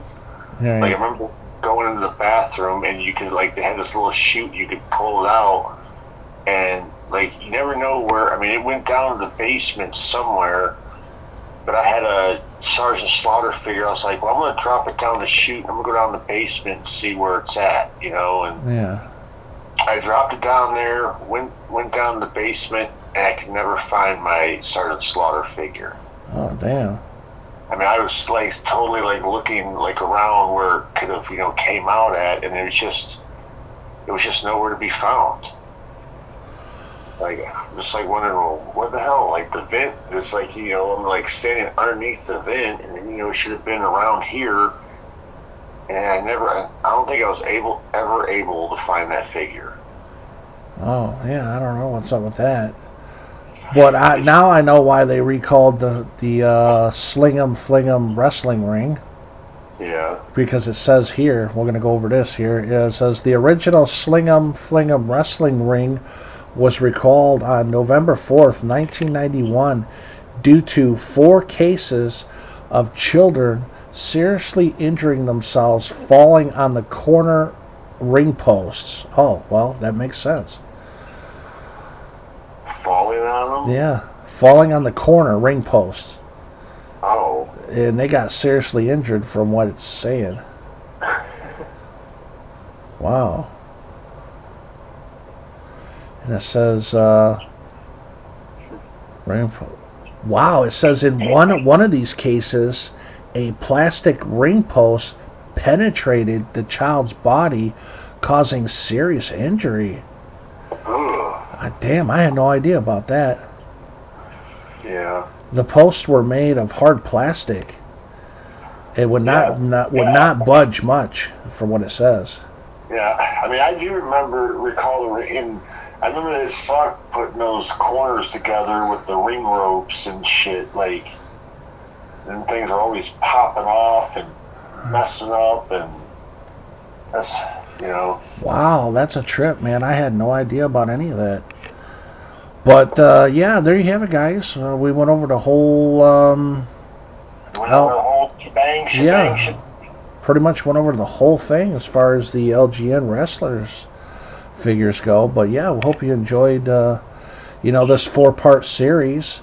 And now what we're going to do is we're going to jump on over and we're going to answer a few questions. And then when we're done with that, we'll wrap this bitch up for the night. Hell yeah. So, anyways, let's go over and answer a few questions from Daniel. Let's see what we got. We got some wrestling-related questions here. Okay, so first up, question 1 is, did Joe record WWF Raw February 22nd, 1999? I'm sure you recorded every Raw back in 99. Probably. I mean, yeah, 97, 98, 99. I was probably recording every fucking week of it. Yeah, definitely. Yeah. Because that February 99, I mean. Yeah, I remember you bringing the VHS tapes over so that we could watch all that stuff. You were. I used to bring them to school. Yeah, and to my house. When we went to high school, I used to record Monday Night Raw that night, and then the next day I'd bring it into class, and we'd sit there in class and watch it. Yeah, I would record Raw and Nitro. Yeah, it was cool that our teacher had a VHS player and a TV, and after our class was done, he'd let us watch whatever. Yeah. And I always did it fancy because I always, like, when I would record it, I'd always cut out the commercial break. So, and back then, back in, them days, like Raw and Nitro were only an hour long. Yeah. Yeah, good times, man. I love that. I miss the 90s. Yeah. The 90s just had a feel, like I said, with the wrestling figures, the wrestling itself, like the wrestlers back then, like they were, like, it was a great time to be a wrestler. Oh, yeah. It had this awesome organic feel to that era, man. And plus every wrestler had their own, like look. Right. And you look at, the attires that everybody wore, like Ravishing Rick Rude, Jake the Snake Roberts, Hulk Hogan, all of them. They're different looks, different attires, different ways. And Plus, look at wrestlers. You see wrestlers today look like they're just coming out in fucking street clothes, or just, yeah, it's definitely not the same, Plus, we had the Monday Night Wars between, Yeah, and you had WWF. WWF, you had WCW, You had you had EC. Yeah, ECW start up at that time. It was badass for yeah. a while. We had some awesomeness back then, man. Yeah. And then not only that, but also in the '90s, what a lot of people don't uh, remember is there was a lot of wrestling, like independent wrestling, that had TV deals. Mm-hmm. Like you had USWA, you had Smoky Mountain Wrestling, you had fucking GWF, which was Global Wrestling Federation. I remember watching fucking even like that Glow back in the '90s. Yeah, we had a lot of good. And FMW. Yeah. We had that as well. We were hit, man, with some awesomeness back in the day for sure. Yeah. Like, I mean, if you're a wrestling fan, you had choices of. I mean, you didn't have to just watch WWF. You had WCW. You had them all out there. We had that was badass shit back then for You sure. pretty much had one point every day of the week. I remember, like, there was a wrestling show on every day. Like, Monday was like Monday Night Raw. Tuesday was I think Global Wrestling Federation would produce a show on Tuesday. Wednesday was like USWA. Thursday was this, but like on the weekend you get basically the whole weekend you would get a ton of WWF and WCW. Yeah, every week. Like especially on fucking Saturday. I mean, WWF and WCW would run 2 fucking shows, one in the morning and one in the afternoon. Same with WWF. Now, were you recording all of that on blank VHS tapes every week? I know you. As far as like WWF Superstars and all that, didn't record like every week of that, but like basically like every Raw and Nitro and I mean, I would record some stuff of like Superstars and in like the early '90s, but I mean, as far as when after a while, like. What about all in the late '90s? Well, in the late '90s, it was just basically WWF. It was Raw, Nitro, and right. Sunday Heat. I mean, they still had WCW Saturday Night. Right. And what about ECW? You were recording any of that? No, because I mean, I got a little bit of stuff of ECW back when they had a TV deal, like years ago in the '90s when they were just first starting out. But I never really. I mean, yeah, in the early, I think late '90s, early 2000s, before they went out of business, they had a deal with TNN. Right. But a lot of matches, man. Horde days. Yeah. Kick ass shit for sure. Let's see. Next question is: did Joe own WWF King of the Ring 1993 VHS tape? Yeah, that was the first King of the Ring they ever did. Oh, 1993. Yep, was when Bret Hart won it, and then he got beat up by Jerry Lawler during the ceremony, and Jerry Lawler destroyed his crown and his cape and his throne. Wow. And that kicked off their feud. Kicked off their big ass feud. So you had that one on VHS. Yeah. Had some pretty good matches on the card. You had Lex Luger and Tatanka in the first round of the King of the Ring, and I was always, when I watched that match, it's like, oh shit, who's gonna win this? Right. Tatanka still at that time was undefeated, and Lex Luger was the narcissist Lex Luger. And that's the only thing that sucked. Like, there wasn't, in their match, there was no, clear-cut winner. It went to, a time limit draw, and you're like, well, that sucks, Like, neither one of them was, moving on. Yeah. But, I mean, you had some good, you had, remember one match that kind of was pretty cool? What was it? It was Bret Hart and Mr. Perfect. Yeah. Had a really good match, dude. I mean, anytime you got Mr. Perfect against Bret Hart, like the two of them always gave a great ass match. Hell yeah. Oh, of course, because they were fucking awesome wrestlers. Oh, yeah. You know what also too, I forgot about in King of the Ring '93. That was pretty much the end of Hulk Hogan at that time. Right. That was when he wound up losing to Yokozuna, and basically that was his last like pay-per-view until he went to WCW. Well, I mean, before that, Scott Hall used to always say that shit. He always made fun of me like, the WCW. Well, before that, didn't he? What was that TV show? Thunder in Paradise, I think it was called. Oh yeah, dude. I mean, I actually watched Thunder in Paradise. You know, it's funny. They started the show off as a movie. Yeah.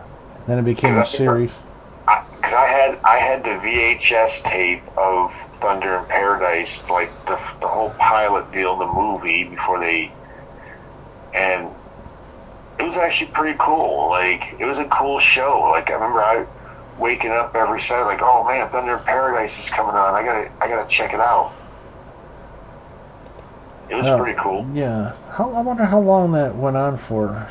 How many seasons? I think it went on for like a season or two. Yeah. And then after that, he went into WCW.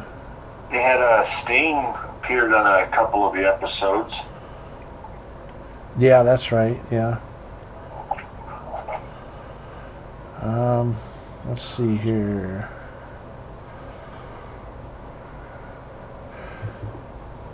No, next question. We got quite a bit. He's asking about movies. I just want to go over wrestling-related questions. Yeah. For this one. Oh, here we go.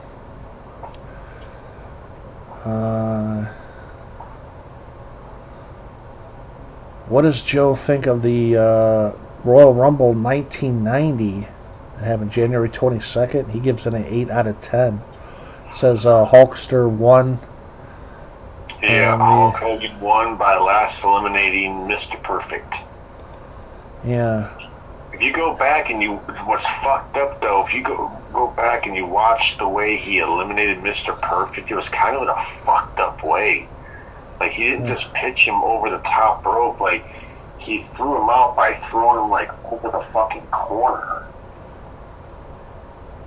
Like, he went over the turnbuckles, over the fucking, like, the whole corner post, and, like, all the way to the floor. Like, it was a pretty nasty little bump that he took. Damn. I mean, that's what happens in the wrestling world when everything's live. Yeah. And also, that was when the whole setup for WrestleMania 6 with Hulk Hogan and Ultimate Warrior, where they actually had their first time, like, squaring off, and when it just came down to just them two in the Royal Rumble. Yeah. And then Hulk Hogan wound up eliminating the Ultimate Warrior. Jeez. But yeah, it was pretty cool. I mean, you had a lot of good talent in that Royal Rumble. Like, remember, you had like Axe and Smash of Demolition. You had Andre and Haku. You had Dusty Rhodes. You had Earthquake.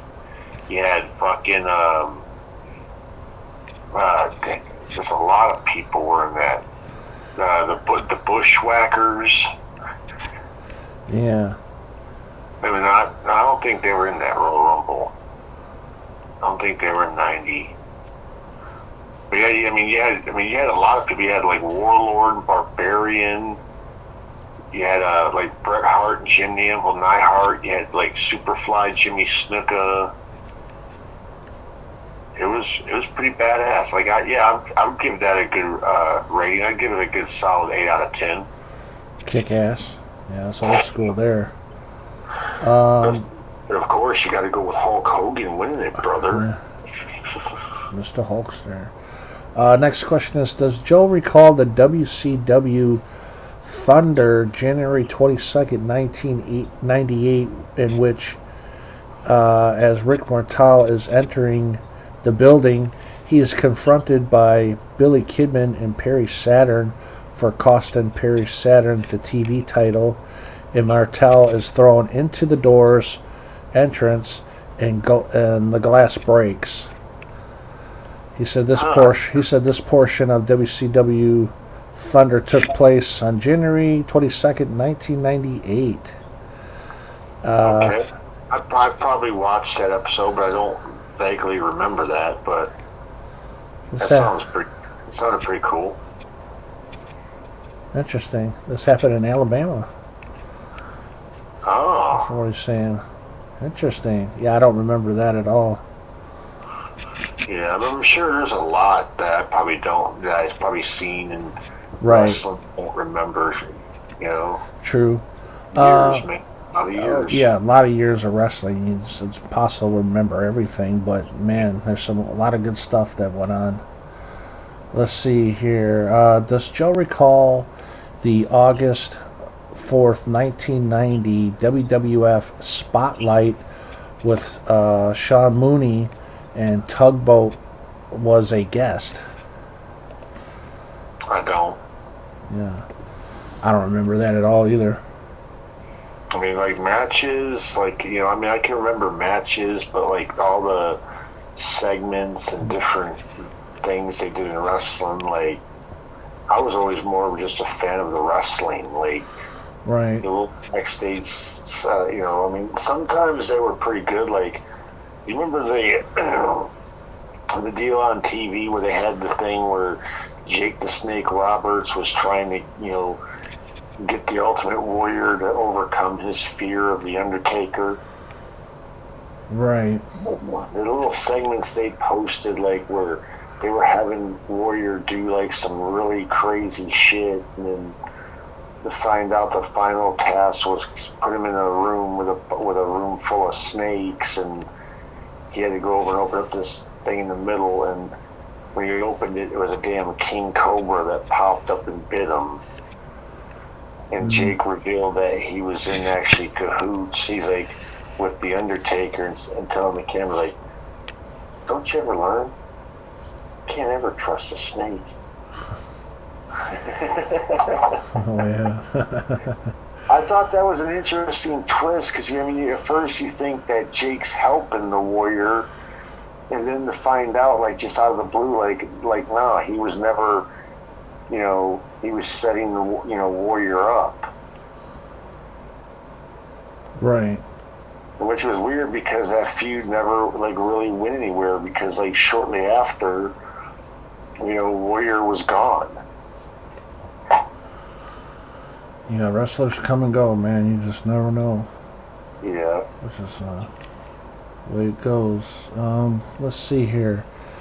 Next question is, did Joe own the Razor Ramon VHS tape from 1995? It was about over a 2-hour long compilation of the greatest Razor Ramon matches with an introduction by the bad guy Razor Ramon himself coming down the roof stairs.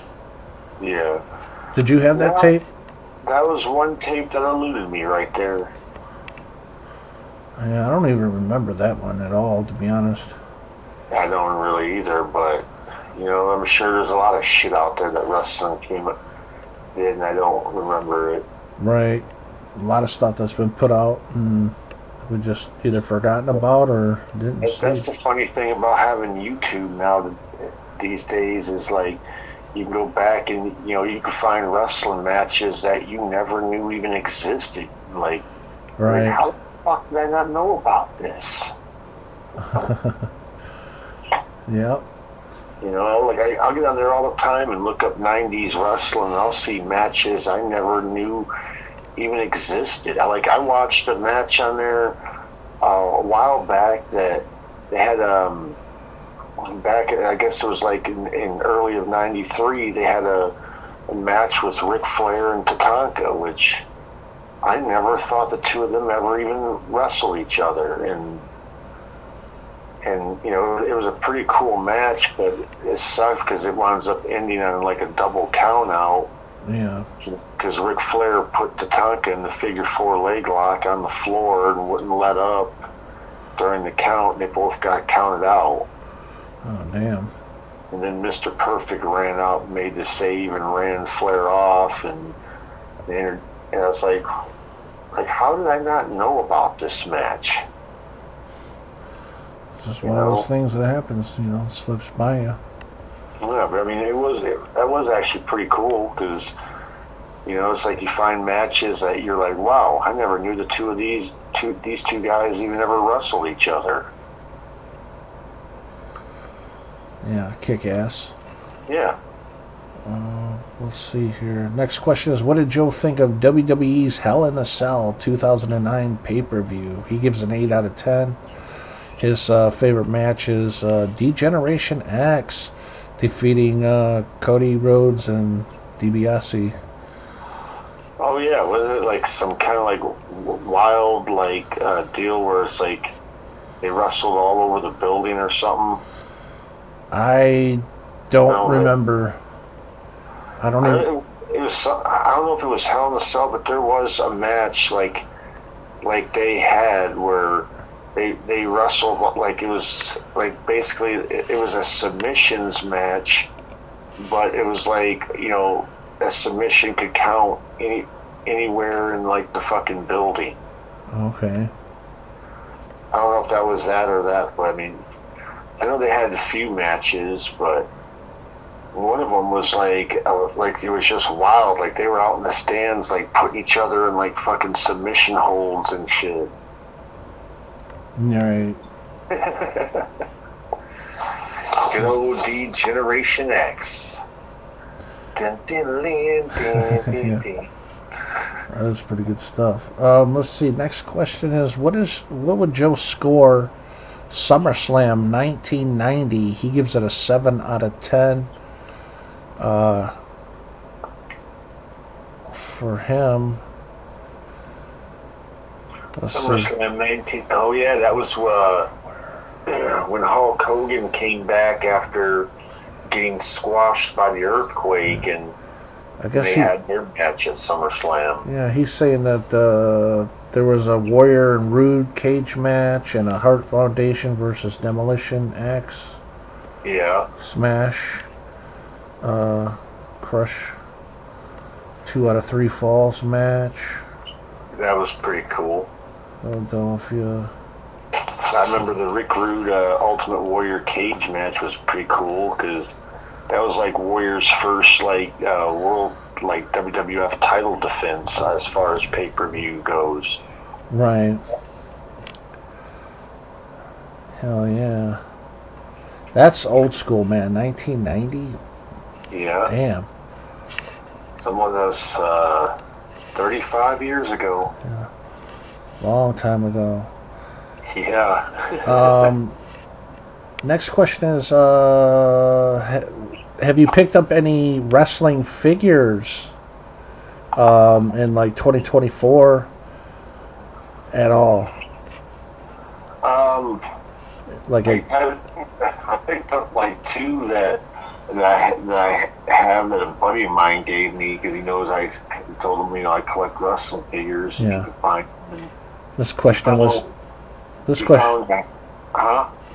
was asked quite a few months ago, so that's why he's saying, have you picked up any figures in 2024? Yeah, well, I'm saying, I acquired these figures in late 2024. Oh, okay, yeah. What about 2025? Anything? No, nothing in 2025 as of yet? But yeah, go ahead. Which ones for 2024 did you get? I got a Hasbro figure of Jake the Snake Roberts and I think one of those WCW Galoobs or Galoobs or whatever the fuck they're called of Lex Luger. Oh, kick ass. Yeah. Do you still have those figures or did you sell them off? Nope, I still have them. They're sitting up in the closet over here. I'm not getting rid of them. Good stuff. Because like I said, I've always talked about. I always want to, would like to get back some of the Hasbro figures and Jake the Snake. Yeah. Lex Luger. Now I just gotta find more of them, get the whole set back like I had when I was a kid. Yeah. Yeah. I probably had a shit ton of those damn Hasbros. So that was like the one when those started coming out. That was when I really hit my wrestling figure craze. Like I wanted every figure. Like I remember having like pretty much every. I mean, there was a few that I never got, but so we'll get into that when we talk about Hasbros. Hell yeah. So, okay, what we're going to do is we're going to answer one more question, and then we'll wrap this one up for the night, guys. So we've been going on for about 2 hours now, so that's pretty good. Yeah, it's 2 hours of my life I'll never get back now, so thank you very much for that, brother. Hey, we on the grind, man, and I'm loving it. I love doing the podcast. I love going over the figures, man. This was something different, you know. Yeah, it is cool. I'm just messing around. No, I know. You're fucking around.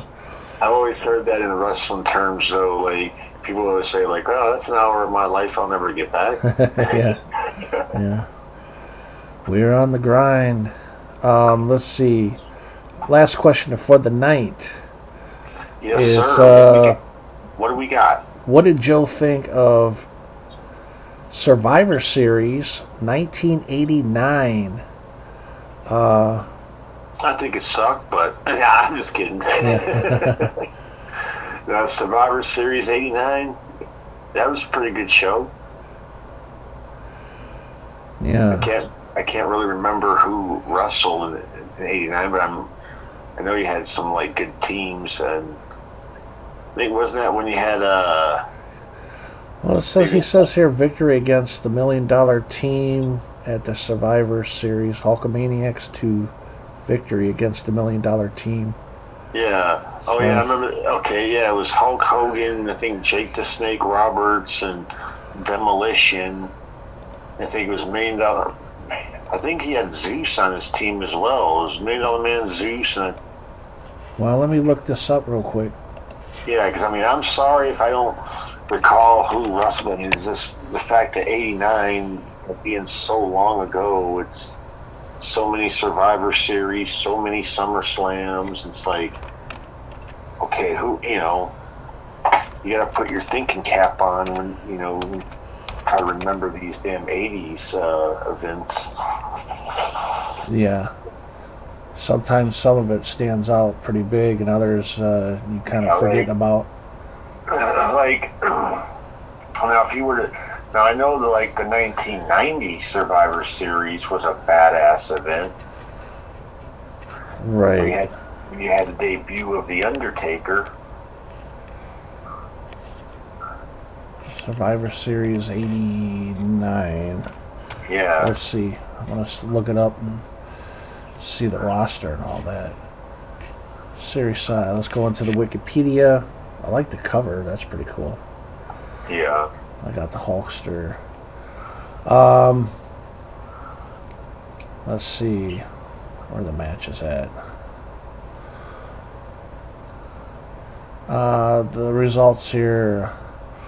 Boris defeats Paul Roma. Wow. Zukov defeated Jim. They were really fucking burying Paul Roma back in the day. Yeah. The Dream Team, like Dusty Rhodes, Brutus Beefcake, and Tito Santana. They defeated the Enforcers, Big Boss Man, Bad News Brown, Rick Martel, Honky Tonk Man. That was a pretty good teams lineup. 4-on-4 Survivor Series. Yeah, I always like the Survivor Series matches because you have 4-on-4, but once a person loses a match, that doesn't end the match. That just ends the night for that person, and it's it become 4-on-3. Hell, you could see times they had 4-on-1 and shit. Right. The Hulkamaniacs, Hulk Hogan, Jake Roberts, Axe, and Smash defeat the $1 Million Team, Ted DiBiase, Warlord, Zeus, the Barbarian, Okay, that's the way I figured it was on that team. It was Million Dollar Man, Right. Zeus. That was a hell of a team. Million Dollar Man, Zeus, and the Powers of Pain. Yeah, that sounds pretty badass. I haven't seen this in forever, so I need to watch it again. I mean, that's a big badass match right there. You got Million Dollar Man, Zeus, and the Powers of Pain against Hulk Hogan, Jake the Snake Roberts, and Demolition. Right. And then it also says you have the King's Court with Randy Savage, Earthquake. Yeah, when he was the Macho King. Yeah, Dino Bravo, Earthquake, and Greg Valentine with Jimmy Hart. They defeat the 4x4s. The 4x4s. Or 4x4s, my bad. Well, it says X, but yeah, that threw me off. Jim Duggan, Bret Hart, Ronnie Garvin, and Hercules. Now, that's an interesting fucking... Yeah, that's an interesting combination. Yeah, that... I wouldn't... yeah, that's cool. That fucking Bret Hart and... Teaming up with Ronnie Garvin. Yeah, and Hercules all together.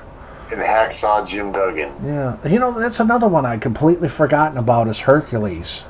Yeah. I forgot all about this wrestler. I remember he had a great build back in the day. Yeah, he had a great build. He had that look like he could have been like a top fucking dude, but he just never... He never seemed like he could get out of like mid-card status. Yeah. Well, he was known, but it's just like he never got that, never got that push to be to truly. I mean, he was a star, but I mean, even though they changed up his gimmick from time to time, but it's just like he never just could get over. Yeah. Interesting. Yeah, he's one I totally forgotten about too. Yeah. I don't think they made a fucking figure with him back then. That's interesting. And then they had what we call, I guess, the Rude Brood. Yeah. Which had Rick Rude, Mr. Perfect, the Rougeaus, and let's see here. They defeated the Rowdy Rowdies. Roddy Piper, Jimmy Snuka, Bushwhacker Luke, and Bushwhacker Butch.